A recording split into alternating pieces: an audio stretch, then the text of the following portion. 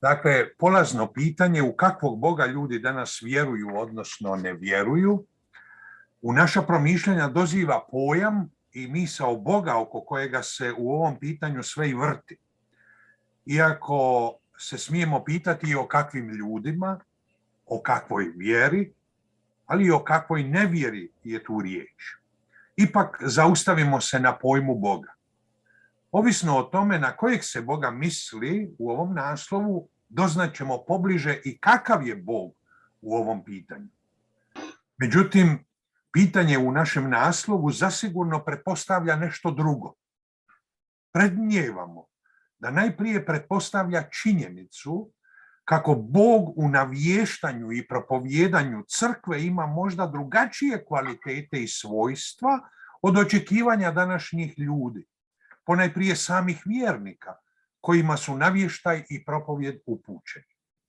Bog u vjerskom iskustvu i životu današnjih vjernika možda do neke mjere odudara od pojma Boga u crkvenom navještanju i propovjedanju.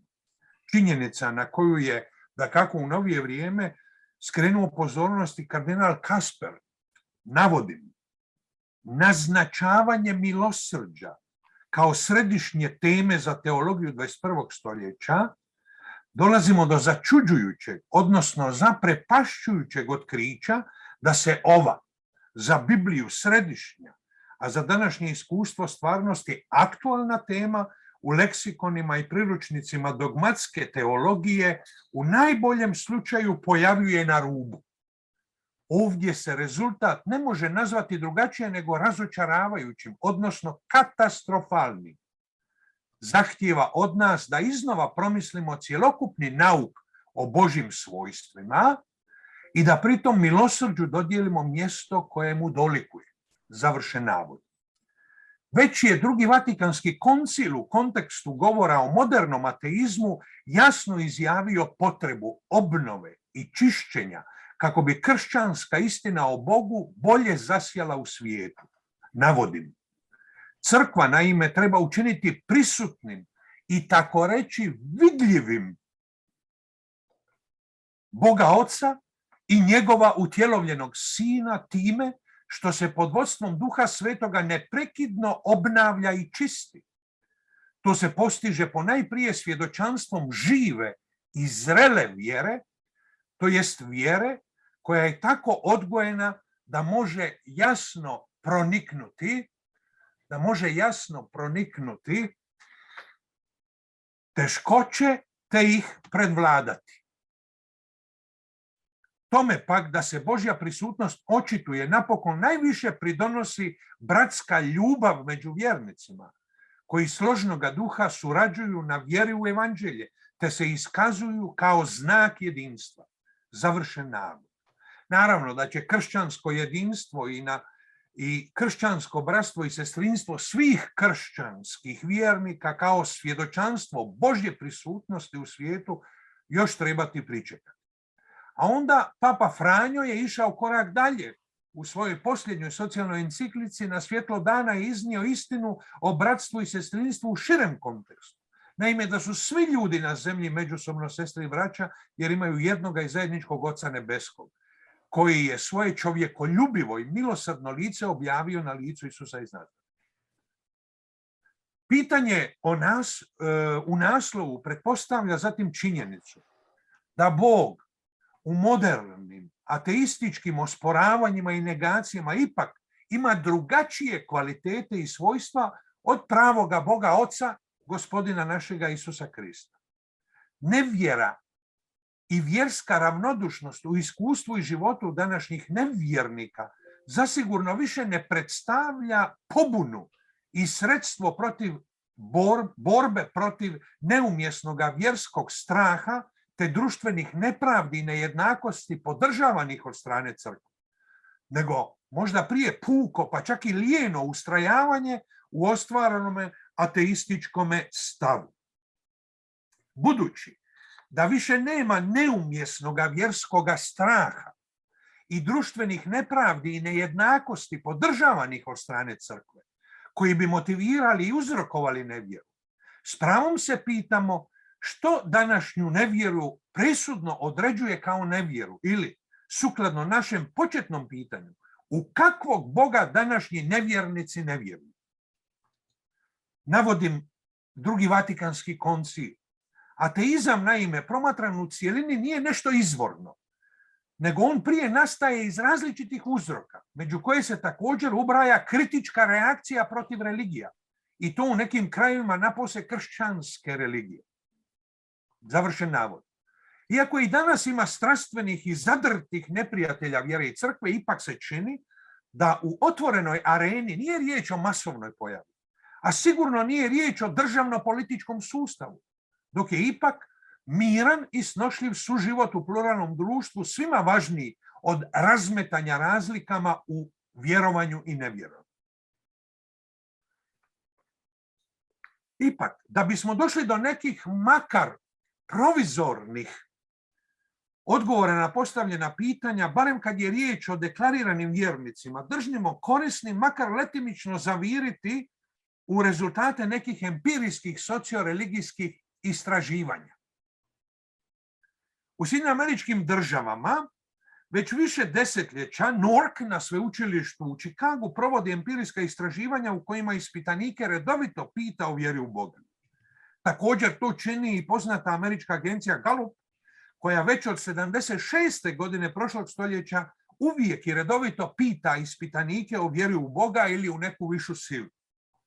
Ipak, recentno je, točnije 2018. godine, evo ovdje pokazujem to, Pew Research Center objavio rezultate empirijskih istraživanja na uzorku od gotovo 5000 ispitanika o vjeri u Boga. Zanimljivo je primijetiti da 80% Amerikanaca ili ispitanika američkih građana vjeruje, a svega 20% ne vjeruje. Nastavno na ovu činjenicu, u Hrvatskoj je provedeno u posljednjih 30 godina mnogo socioreligijskih istraživanja, a jedno od njih 97. i 8. vjera i moral u Hrvatskoj. Na pitanje kojoj vjeroispovijesti pripadate, 89,7% je u tom istraživanju odgovorilo da su katolici.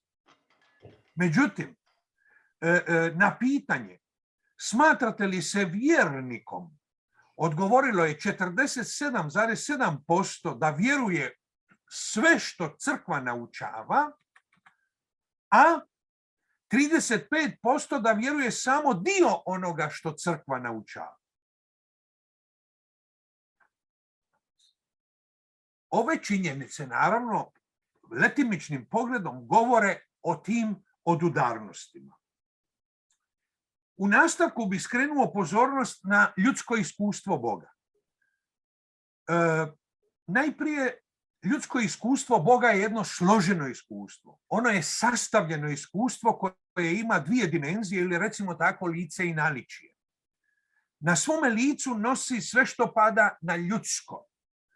Govorimo o licu zato jer je to ono što možemo vidjeti, iskusiti, opipati, istraživati, predstavljati i tako dalje.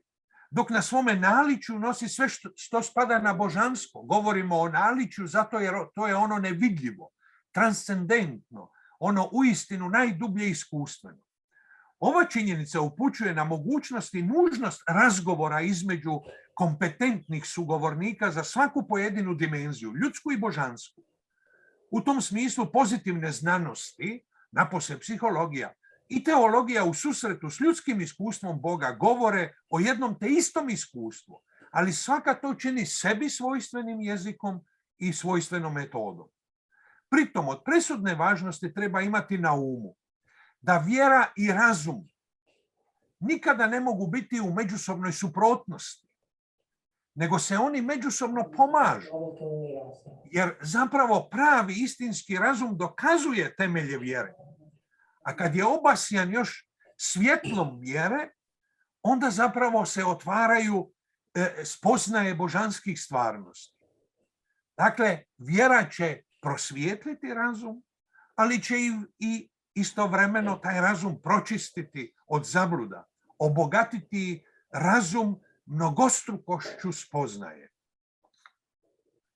Nadalje bih skrenuo pozornost da mi u kršćanstvu držimo, prema svjedočanstvu Biblije napose Novoga Zavjeta, da je Bog duh i koji se njemu klanjaju u duhu istini treba da mu se klanjaju. I nadalje, Boga nitko nikada ne vidi. I nadalje, Bog prebiva u svijetu nedostupnu, koga nitko od ljudi ne vidje niti ga vidjeti može. Ove novozavjetne i dakako dogmatske tvrdnje na svoj način lapidarno je izrekao u sveti Augustin u tvrdnji si enim comprehendis non est Deus. Ako razumiješ, nije Bog. Zbog toga se nameće pitanje, Augustinovo, zašto onda želiš govoriti o onome što nisi mogao razumjeti? Teologija, dakako shvaćena kao fides querens intellectum, vjera traži razumijevanje, treba stoga stalno bdjeti i paziti da to govori o Bogu, ne skida veo vjere i ne rasvjetljava tamu s kojom je Bog zastrt. Budući da je Bog nedostupan našim neposrednim uvidima, da uvijek i svagdje ostaje najdublje u tajstvu, da nije objekt spoznaje pored drugih dostupnih objekata ljudske spoznaje, da ne postoji kao što postoje sve stvorene stvari, da nije neki starac sa sjedom bradom i ispruženim prijetećim prstom, da ne stanuje tamo gore daleko, da nije zakrpa naših ograničenih ljudskih spoznaja, nego kao najdublje otajstvo uvijek prebiva u nedostupnom svjetlu, onda je teologija pozvana neprestano preispitivati naš govor o Bogu i razbijati naše ljudske predodžbe o Bogu.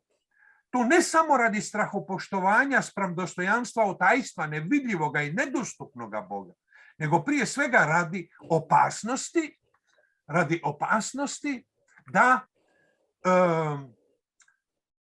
opasnosti da na Božje mjesto postavimo idole, učinjene prema našim željama i strastima.